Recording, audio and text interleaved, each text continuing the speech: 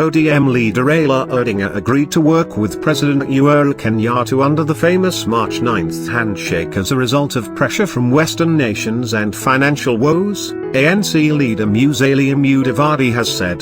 Mr. Mudavadi claims in a new book that Mr. Odinga had been banned from visiting many countries, including a key Western nation, and was particularly worried about what the US's next course of action would be. Mr. Mudavadi, who was Mr. Odinga's chief campaigner in the 2017 election, claims the pact was shrouded in secrecy and that days before it, he and the other NASA principals, Kalonzo Musyoka and Moses Wetangula, had met the ODM leader, who did not drop any hint about the negotiations with President Kenyatta. It was in the meeting, however, that he spoke of the pressure from the foreign nations. Raila also mentioned to us at this meeting that he had received letters of cancellation of his visas by various foreign missions in Kenya.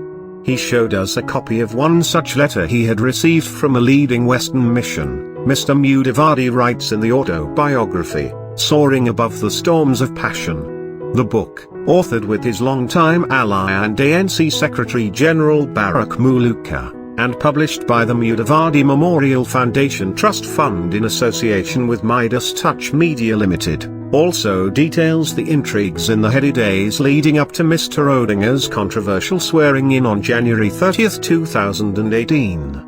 On the visa blockades, Mr. Mudavadi writes that Mr. Odinga asked him to cross-check with other missions whether they were aware of this development and what their country's governments were thinking. I cross-checked with Ambassador Robert Godke, who affirmed that he was aware of the developments. The former vice president also writes of a heated meeting in Athi River a day after the handshake during which other NASA principals took Mr. Odinga to task over the secrecy around the development. In this conversation, we also learned that the visa embargo seemed to have covered many other people. Mr. Mudavadi writes in the memoirs that delve into every epoch in his political career spanning 30 years. Mr. Mudavadi also details the financial woes Mr. Odinga's party was in, suggesting this might have been another reason for the latter's abandonment of his hardline opposition cause. The ANC leader also suggests that the numerous litigations against a number of NASA supporters and other allied pressures, which he doesn't name, might have been too much for Mr. Odinga.